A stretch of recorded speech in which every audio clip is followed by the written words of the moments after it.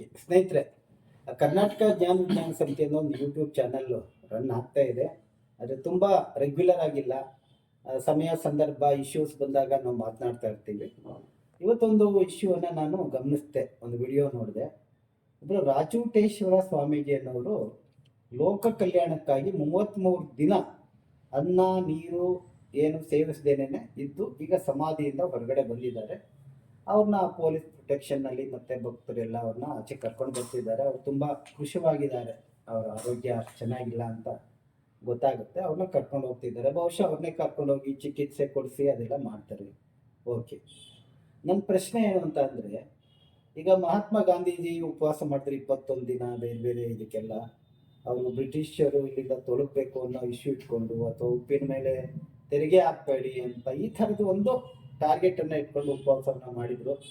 ಈಗ ದೆಹಲಿನಲ್ಲಿ ಕೇಂದ್ರ ಸರ್ಕಾರದ ಶಿಕ್ಷಣ ಮಂತ್ರಿ ರಾಜೀನಾಮೆ ಕೊಡಬೇಕು, ನೀಟ್ ಈ ಪ್ರಶ್ನೆ ಪತ್ರಿಕೆ ಲೀಕೇಜ್ನಲ್ಲಿ ಅಂದ್ಬಿಟ್ಟು ಜಂತರ್ ಮಂತರ್ಲಿ ಕಾಕ್ರೋಚ್ ಪಾರ್ಟಿಯವರು ಕೂಡ ಉಪವಾಸ ಸತ್ಯಾಗ್ರಹ ಮಾಡ್ತಿದ್ದಾರೆ. ವಾಂಚಕರೆಲ್ಲ ಅಂದರೆ ಒಂದು ನಿರ್ದಿಷ್ಟವಾದ ಒಂದು ಉದ್ದೇಶವನ್ನು ಇಟ್ಕೊಂಡು ಉಪವಾಸ ಮಾಡಿದರೆ ಅದಕ್ಕೊಂದು ಪ್ರತಿಫಲ ಬರುತ್ತೆ, ಅದರಿಂದ ಜನಗಳಿಗೆ ಒಳ್ಳೆಯದಾಗುತ್ತೆ ಅಂತ.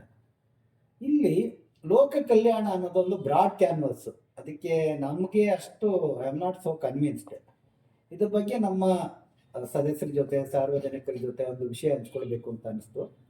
ನಮ್ಮ ಜೊತೆ ಕರ್ನಾಟಕ ಪ್ರಾಂತ ರೈತ ಸಂಘದ ಪ್ರಧಾನ ಕಾರ್ಯದರ್ಶಿ ಯಶವಂತ್ ಇದ್ದಾರೆ. ಅವರು ಕೂಡ ವಿದ್ಯಾರ್ಥಿ ಚಳುವಳಿ ಇದ್ದವರು, ವಿಜ್ಞಾನ ಚಳುವಳಿ ಬಗ್ಗೆ ಗೊತ್ತಿರೋರು, ಮತ್ತೆ ಈ ವಿಚಾರವಾದ ಮತ್ತು ಪ್ರಶ್ನಿಸುವ ಮನೋಭಾವ ಅಂತ ನಾವೇನಂತೀವಿ, ಕಾರ್ಯಕಾರಣ ಸಂಬಂಧ ಇರಬೇಕು ಯಾವುದೇ ಒಂದು ಇದಕ್ಕೆ ಅಂದ್ಬಿಟ್ಟು.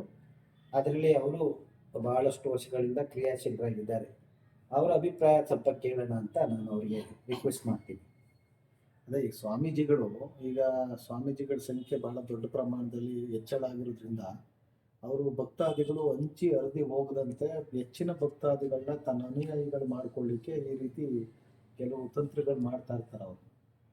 ಯಾಕೆಂದ್ರೆ ಅವರು ಪವಾಡ ಪುರುಷರು, ಅವ್ರಿಗೆ ಬೇರೆ ಸ್ವಾಮೀಜಿಗಳಿಗಿಂತ ಇನ್ನೇನು ಹೆಚ್ಚಿನದು ಗೊತ್ತಿದೆ, ಮತ್ತು ಇವ್ರ ಹತ್ರ ಹೋದ್ರೆ ನಮ್ಮ ಕಷ್ಟಗಳು ಬಗೆಹರಿತವೆ ಅನ್ನುವಂಥ ಒಂದು ನಂಬಿಕೆ ಜನರಲ್ಲಿ ಮೂಡಬೇಕು ಅನ್ನೋ ಕಾರಣಕ್ಕಾಗಿ ಅವಾಗ ಇವರು ಈ ರೀತಿ ಇದು ಮಾಡ್ತಾರೆ. ಈ ಉದಾಹರಣೆ ಕರ್ನಾಟಕದಲ್ಲಿ ಈಗ ಡಿ ಕೆ ಶಿವಕುಮಾರ್ ಮುಖ್ಯಮಂತ್ರಿ ಆದ ತಕ್ಷಣನೇ ನಡುವಿನಕೆರೆ ಅಜ್ಜಯ್ಯ ಈಗ ಒಂದು ಬಹಳ ದೊಡ್ಡ ಪಾಪ್ಯುಲಾರಿಟಿಗೆ ಪ್ರಚಾರಕ್ಕೆ ಬಂದಿದ್ರು. ಈಗ ಹಿಂದೆ ಇದ್ದ ಸ್ವಾಮೀಜಿಗಳು ಯಾರೆಲ್ಲ ಇದ್ರೋ ಅವ್ರೆಲ್ಲರೂ ಹತ್ರ ಇದ್ದ ದಿವ್ಯ ಶಕ್ತಿಗಿಂತ ಹೆಚ್ಚಿನ ದಿವ್ಯ ಶಕ್ತಿಯನ್ನು ಅಜ್ಜಯ್ಯ ಹೊಂದಿದ್ದಾನೆ ಎನ್ನುವಂಥ ರೀತಿಯಲ್ಲಿ ಡಿ ಕೆ ಶಿವಕುಮಾರ್ ಅವರು ಅವ್ರ ಬಗ್ಗೆ ಹೆಚ್ಚಿನ ಒಂದು ಪ್ರಚಾರ ಎಲ್ಲ ಕೊಡೋದು.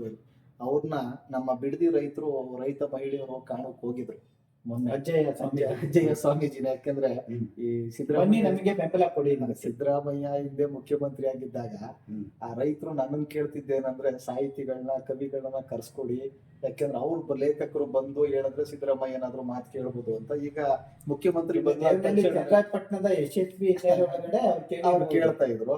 ಆಮೇಲೆ ಇದ್ಕಿದಂಗೆ ಮುಖ್ಯಮಂತ್ರಿ ಬದಲಾದ ತಕ್ಷಣ ನನಗೂ ಗೊತ್ತಿಲ್ಲ ಯಾರಿಗೂ ಗೊತ್ತಿಲ್ಲ ಒಂದು 20-30 ಮಹಿಳೆಯರು ಹೋಗಿ ಅಜ್ಜಯ್ಯನ ದರ್ಶನ ಪಡೆಯಕ್ಕೆ ಹೋಗಿ ಆಶೀರ್ವಾದ ತಗೊಳಕ್ ಹೋಗಿ ಅವರು ಇಲ್ಲ ನಮ್ಗೆ ಈ ರೀತಿ ನೀರಾವರಿ ಭೂಮಿ, ಫಲವತ್ತಾದ ಭೂಮಿ, ನಮ್ಮ ಭೂಮಿಯನ್ನ ಮುಖ್ಯಮಂತ್ರಿ ನಿಮ್ ಮಾತು ಕೇಳ್ತಾರೆ ಅವ್ರಿಗೆ ಒಂದು ಹೇಳಿ ಅಂತ ಹೇಳಿದ್ರೆ ಅವ್ರ ಅಜ್ಜಯ್ಯ ಹೇಳಿದ್ರಂತೆ ಇದು ರಾಜಕೀಯ, ಈ ರಾಜಕೀಯದಲ್ಲಿ ನಾನು ಹಂಗೆಲ್ಲ ಮಾತಾಡಲ್ಲ, ಇಂಥ ರಾಜಕೀಯ ಎಲ್ಲ ಮಾತಾಡಬಾರ್ದು ಅಂತ ಅವ್ರು ಹೇಳಿದ್ರು. ರೈತರಿಗೆ ಆಘಾತ ಆಗೋಗಿದೆ.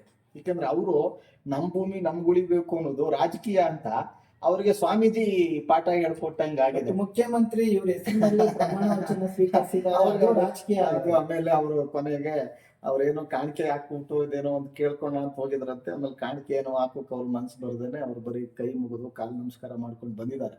ಪ್ರಶ್ನೆ ಏನಂದ್ರೆ ಜನಕ್ಕೆ ಯಾವ ರೀತಿ ಒಂದು ಇದಿರ್ತದೆ ಅಂದ್ರೆ ಅವರ ಇದು ಧಾರ್ಮಿಕ ನಂಬಿಕೆ ಇದೆಯಲ್ಲ, ಜನ ಸಮುದಾಯದ ಧಾರ್ಮಿಕ ನಂಬಿಕೆಗಳು ಅವು ಸಾವಿರಾರು ವರ್ಷಗಳಿಂದ ಏನು ಬಂದಿದೆ ಅದನ್ನ ದುರುಪಯೋಗ ಪಡಿಸ್ಕೊಳ್ಳೋಕೆ ಈ ತರದ ಕೆಲವು ಪವಾಡ ಪುರುಷರು ನಾವು ಅಂತ ಹೇಳಿ ಒಂದು ಹೆಚ್ಚಿನ ಒಂದು ತಮ್ಮನ್ನ ಮುಂದೆ ಇವರು ಉಪವಾಸ ಇದ್ರೆ ಇವ್ರಿಗೆ ಯಾವ್ದೋ ದಿವ್ಯ ಶಕ್ತಿ ಇದೆ ಅಂತ ತನ್ನನ್ನು ತಾನು ಹಿಂದೆ ಜತಿನ್ ದಾಸ್ ಅಂದ್ಬಿಟ್ಟು ಒಬ್ರು ಸ್ವತಂತ್ರ ಚಳುವಳಿಯ ಸಂದರ್ಭದಲ್ಲಿ 60 ದಿನ ಉಪವಾಸ ಮಾಡಿ ಅವ್ರು ತೀರ್ಕೊಡ್ತಾರೆ. ಬ್ರಿಟಿಷ್ ಸರ್ಕಾರಕ್ಕೆ ಏನ್ ಮಾಡಲ್ಲ.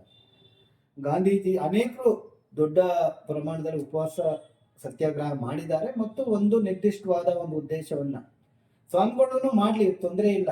ಆದ್ರೆ ಅವರು ಲೋಕ ಕಲ್ಯಾಣ ಅನ್ನೋದು ಏನು ಅನ್ನೋದಕ್ಕೆ ಯಾವುದೇ ಇಲ್ಲ ಯಾವ ವ್ಯಾಪ್ತಿ ಇಲ್ಲ. ಈಗ ಮಳೆ ಬಂದ್ರೂ ಲೋಕ ಕಲ್ಯಾಣ, ಏನೋ ಒಳ್ಳೇದು ಯಾವುದು ಅನ್ನೋದು ನಿರ್ದಿಷ್ಟವಾಗಿರಲ್ಲ. ಇಂಥದಕ್ಕೆಲ್ಲ ಸ್ವಾಮಿಗಳಿಗೆ ಉಪವಾಸ ಕೂರಿದ್ರು ಅರ್ಥ ಇಲ್ಲ ಅನ್ನೋದು ನನ್ನ ಸ್ಪಷ್ಟವಾದ ಅಭಿಪ್ರಾಯ. ಜೊತೆಗೆ ಜನರು ಕೂಡ ಅದಕ್ಕೆ ಅಷ್ಟೊಂದು ಮಹತ್ವ ಕೊಡಬೇಕಾಗಿಲ್ಲ, ಕಾಳಜಿ ಕೊಡಬೇಕಾಗಿಲ್ಲ. ವೈಜ್ಞಾನಿಕ ಮನೋಭಾವವನ್ನ ಬೆಳೆಸ್ಕೋಬೇಕು. ಪ್ರತಿಯೊಬ್ಬ ವ್ಯಕ್ತಿಯೂ ಸಮಾನ ಅನ್ನೋದು ನಮ್ಮ ದೇಶದಲ್ಲಿ ಪ್ರಜಾಪ್ರಭುತ್ವ ಅಸ್ತಿತ್ವಕ್ಕೆ ಅಥವಾ ಸಂವಿಧಾನ ಜಾರಿಗೆ ಬಂದದ್ದಿಂದ ಬಂದಿರತಕ್ಕಂಥ ಒಂದು ಸಾಮಾನ್ಯ ತಿಳುವಳಿಕೆ. ಆ ತಿಳುವಳಿಕೆಯನ್ನು ಉಲ್ಲಂಘಿಸಿ ನಾವೇನು ಹೆಚ್ಚಿನ ಒಂದು ಶಕ್ತಿ ಉಳ್ಳವರು, ನಾವು ಹೆಚ್ಚಿನ ಪ್ರಾಧಾನ್ಯತೆಗೆ ಒಳಪಡುವವರು ಮತ್ತು ಹೆಚ್ಚು ನಾವು ಆರಾಧಿಸಲ್ಪಡಬೇಕಾದಂತವರು ಅನ್ನುವಂಥ ರೀತಿಯಲ್ಲಿದೆ. ನನಗೆ ಅಥವಾ ಸ್ವಾಮೀಜಿಗಳ ತಿಳುವಳಿಕೆ ಏನಾದ್ರು ಕೊರತೆ ಏನಾದ್ರು ಇರ್ಬೋದಾ? ಇಲ್ಲ, ಸ್ವಾಮೀಜಿಗಳು ಬಾಳೇಶ್ ಸ್ವಾಮೀಜಿಗಳು ಅತ್ಯುತ್ತಮ ಮನಃಶಾಸ್ತ್ರಜ್ಞರು. ಅವರು ಉನ್ಮಾದಕ್ಕೆ ಜನರನ್ನ ಯಾವ ರೀತಿ ನೂಕುವುದು ಮತ್ತು ಆ ಉನ್ಮಾದದ ಪ್ರಯೋಜನವನ್ನು ಯಾವ ರೀತಿ ಪಡೆಯುವುದು ಅನ್ನೋದ್ರ ಬಗ್ಗೆ ಅವ್ರಿಗೆ ಒಂದು ಬಹಳ ದೊಡ್ಡ ಒಂದು ಮಾಸ್ಟರಿಂಗ್ ಇವತ್ತು ಬಂದಿರುವಂಗೆ ಕಾಣ್ತದೆ. ಈಗ ಕೆಲವು ಸ್ವಾಮೀಜಿಗಳಿದ್ದಾರೆ, ನಮ್ಮ ಗದಗದ ತೋಂಟದಾರ್ಯ ಸ್ವಾಮೀಜಿಗಳು ಆಗಿದ್ದವರು ಕಪ್ಪತ್ತಗುಡ್ಡದ ಹೋರಾಟಕ್ಕೆ ಬೆಂಬಲ ಕೊಟ್ಟಿದ್ರಿಂದ ಸರ್ಕಾರ ಅಲ್ಲಿ ಹೋಗೋದನ್ನ, ಲ್ಯಾಂಡ್ ಅಕ್ವಿಸಿಷನ್ ಅದೆಲ್ಲ ನಿಲ್ಲಿಸ್ತು ಅಂದ್ಬಿಟ್ಟು ನಾವು ಕೇಳಿದ್ದೀವಿ. ಹಾಗೇನೇ ಈಗ ಕೊಪ್ಪಳದಲ್ಲಿ ಅಲ್ಲಿ ಕಾರ್ಖಾನೆಗಳ ವಿರುದ್ಧ, ಅಲ್ಲಿ ಮಾಲಿನ್ಯದ ವಿರುದ್ಧ ಹೋರಾಟ ನಡೀತಾ ಇದೆ. ಅಲ್ಲಿ ಸ್ವಾಮಿಗಳು ಬಂದ್ರೆ ಹೀಗೆಲ್ಲ ಒಂದು ಜನರ ಕಲ್ಯಾಣಕ್ಕಾಗಿ, ಜನರ ಹೋರಾಟಗಳಿಗೆ, ಜನರ ಶಿಕ್ಷಣಕ್ಕೆ, ಚಿಂತನೆಗೆ, ಪರಿಸರಕ್ಕೆ ಮಾಡ್ಬೋದು ಅಥವಾ ಬೇರೆ ಏನಾದರೂ ಮಾಡ್ಬೋದು. ಸೊ ಅದಕ್ಕೆ ಜನರು ಸ್ವಲ್ಪ ಸ್ವಾಮೀಜಿಗಳ ಚಲನ, ಅವರ ಥಿಂಕಿಂಗು, ಅವರು ನಡೆಸುವಂಥ ಆಕ್ಷನ್ಗಳು ಹೇಗಿರುತ್ತೆ ಅನ್ನೋದನ್ನು ಕೂಡ ಒಂದು ವಿಮರ್ಶೆಗೆ ಒಳಪಡಬೇಕು, ಪ್ರಶ್ನಿಸಿ ನೋಡಬೇಕು. ಅದು ನಿಜ. ಈ ವಿಷಯದಲ್ಲಿ ಜನ ಯೋಚನೆ ಮಾಡಬೇಕು. ಕುರುಡಾಗಿ ಯಾವುದನ್ನು ನಂಬಬಾರ್ದು. ಯಾವುದನ್ನು ಕೂಡ ಯಾರೋ 4 ಜನ ಅನುಸರಿಸ್ತಾವ್ರಿ ಅಂತ ಇನ್ನೊಂದು 4 ಜನ ಕುರುಡಾಗಿ ಅನುಸರಿಸಬಾರ್ದು ಅನ್ನೋದು ಅದರಲ್ಲಿ ಪ್ರಶ್ನಿಸದೆ ಯಾವುದನ್ನು ಒಪ್ಕೋಬಾರ್ದು. ವೈಜ್ಞಾನಿಕ ಮನೋಭಾವ ಬೆಳೆಸ್ಕೋಬೇಕು, ಪ್ರಶ್ನೆ ಮಾಡುವ ಮನೋಭಾವವನ್ನು ಬೆಳೆಸ್ಕೋಬೇಕು.